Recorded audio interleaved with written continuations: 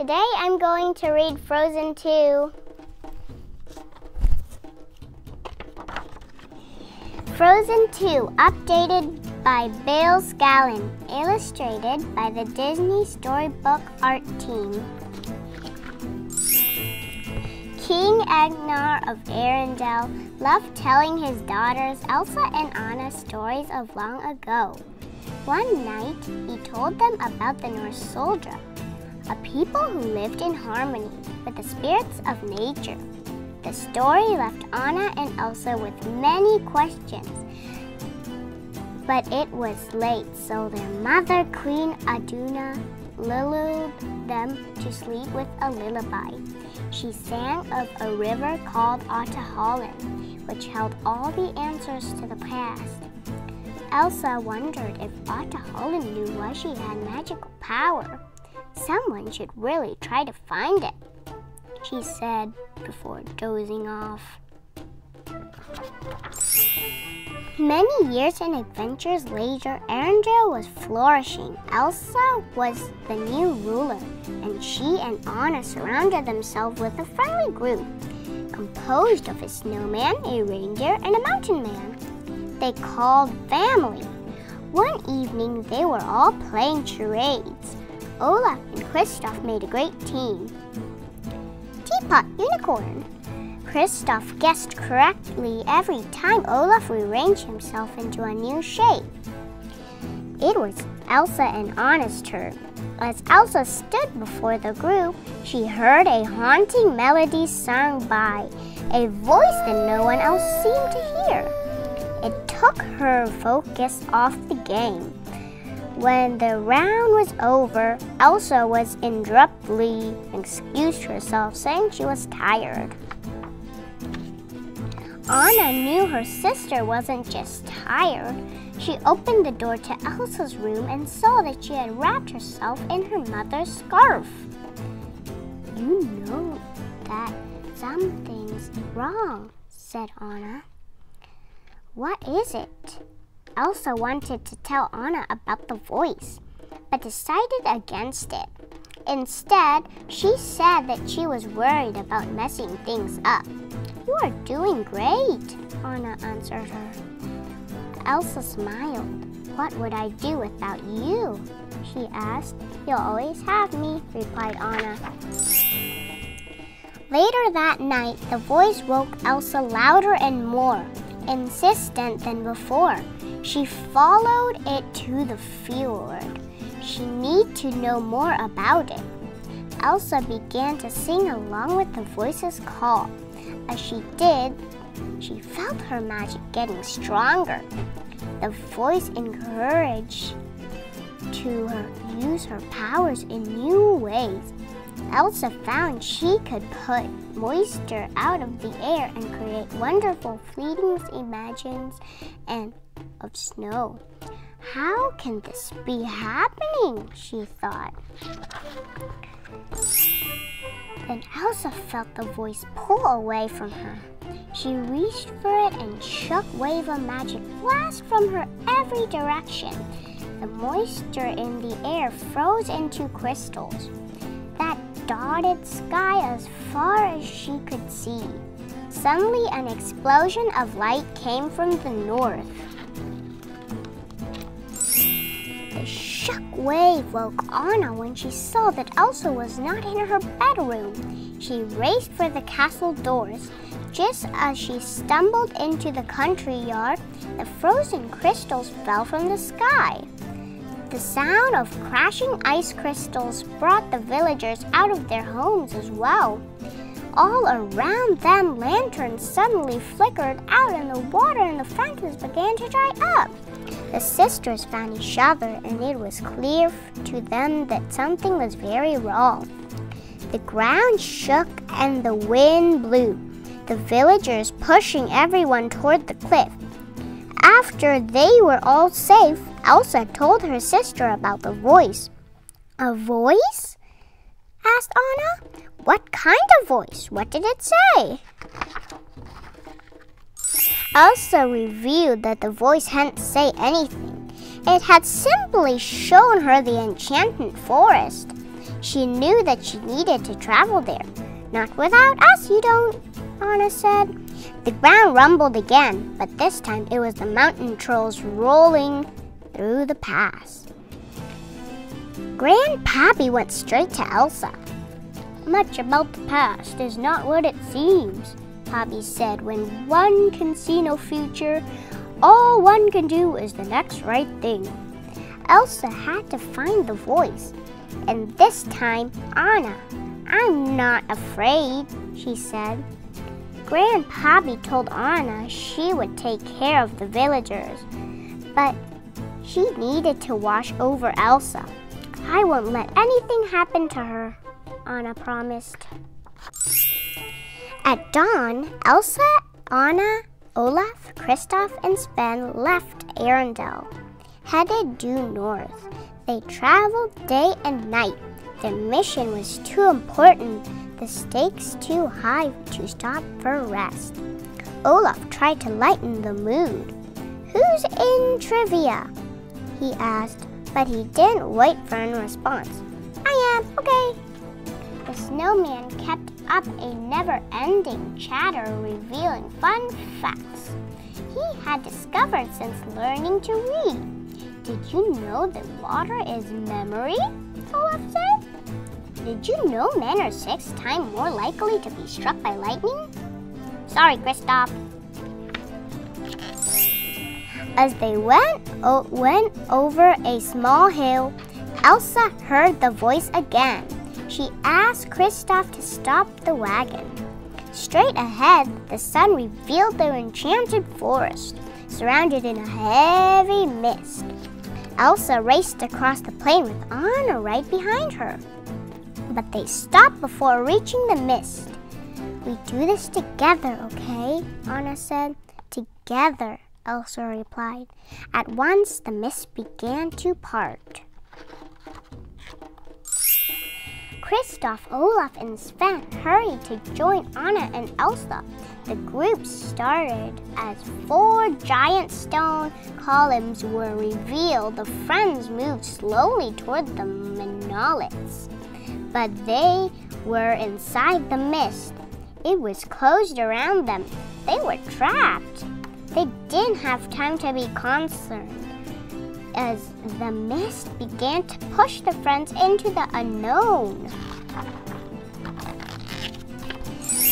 They eventually stumbled into a wooden area. Everyone looked around in amazement. They had entered the enchanted forest. Suddenly, the snowman was swept up by a gust of air. Olaf! Cried Elsa, rushing toward him. It was the wind spirit. Moments later, the whole group was caught by its vortex.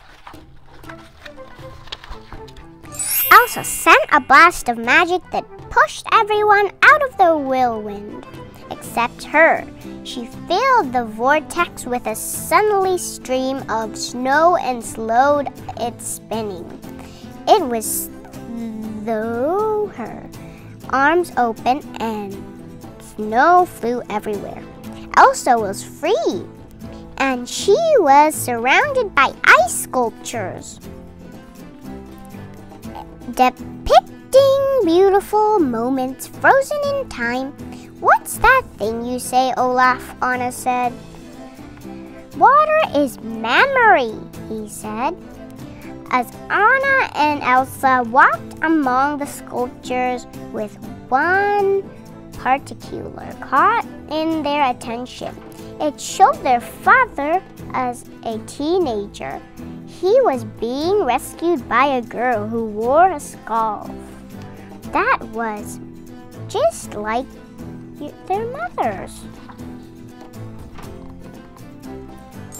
They suddenly heard a loud banging. Reindeer quickly surrounded Elsa and the others as people emerged from the bushes.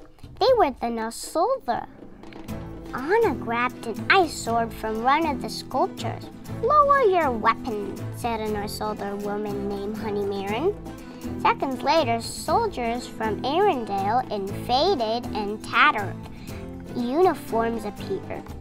and you lower yours, Lieutenant Matisse of the Arendelians said to Honeymarin. But other North soldier, Yelena, sneaked up behind them. "Pretending my people again, Lieutenant," she said. The two groups charged, both wading to the first to capture the sisters and their friends. Elsa used her magic to the ground slipped, causing the North soldier and the Arendelian soldiers to slip and fall. "That was magic," Matisse cried. As Matisse got to his feet, Anna asked, "Do I know you?" She and Elsa walked over to him. Then it hit her. His important was in the castle. "You were our father, official's guard," Anna exclaimed. I see him in your faces," Matisse said. The younger soldiers were so eager to meet Anna and Elsa. Honeymarin approached them and asked about the scarf Anna was carrying. Anna explained that it had been given to her father, who had then given to her mother. It was remarkable to all that in traditional North soldier scarf. It was cherished by an Arendelian queen. Maybe the two sides were more alike than different. Without warning, a bright light shot from behind them. A tree. It was a fire spirit. Everything it touched burst into flame. People scattered, but Elsa stayed to battle the blaze.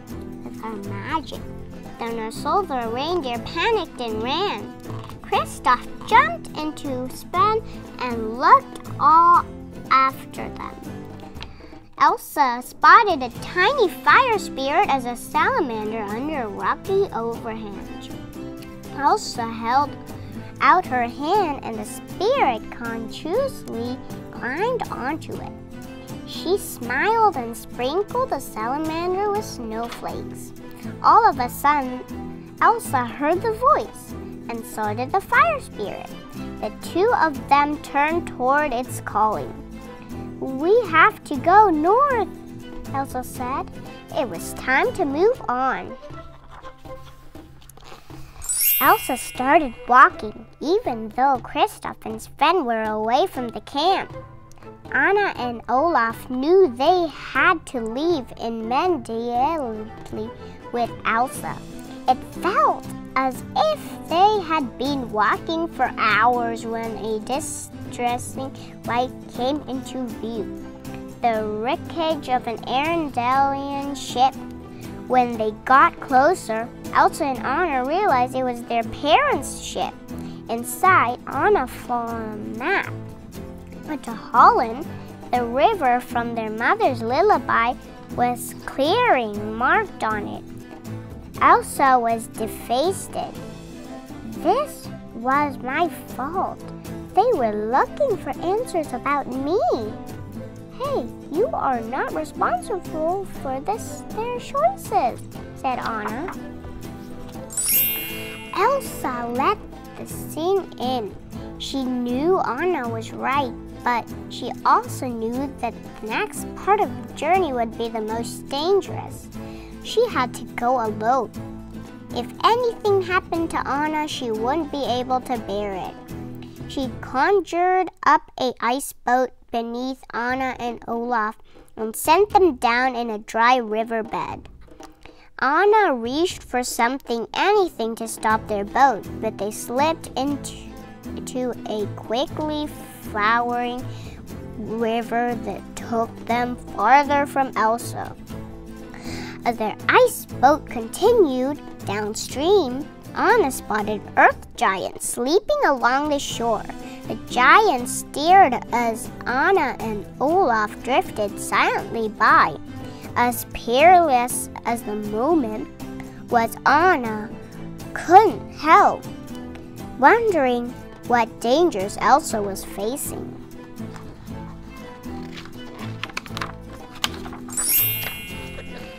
Elsa had in fact reached the dark sea. It was furious. Waves made it nearly possible for her to cross. Elsa was determined, but time and time again the sea pushed her back, and then it pulled her under. They managed to reach the surface and create an ice slide, but then the waves broke it. She dove straight to the water, not noticing an enormous creature watching her. Below the waves, Elsa was confronted by a looming spirit that took the form of a horse, the water knock. The spirit charged at Elsa over and over, but Elsa didn't surrender. She summoned all her power to create an ice bridle, which she hooked onto the massive horse. At last, the water knock responded to Elsa's commands. Together, they galloped to the other side of the dark sea.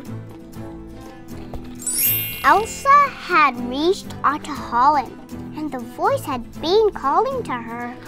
The answers to all the questions were just as her mother's lullaby, and promised but more than the truth about her magic. Elsa was also discovered peace, a peace she couldn't wait to share with her sister and the spirits and spread throughout the kingdom. Meanwhile, Anna and Olaf had found refuge in a cave. A twinkle of snowflakes rushed in a form an ice sculpture. It was signal from Elsa that she was safe, and soon they would be all together again. The end. How was it, guys? Do you like this book? I love it so much. Thank you for watching. Don't forget to subscribe my channel, Pailin Storytime. Bye-bye.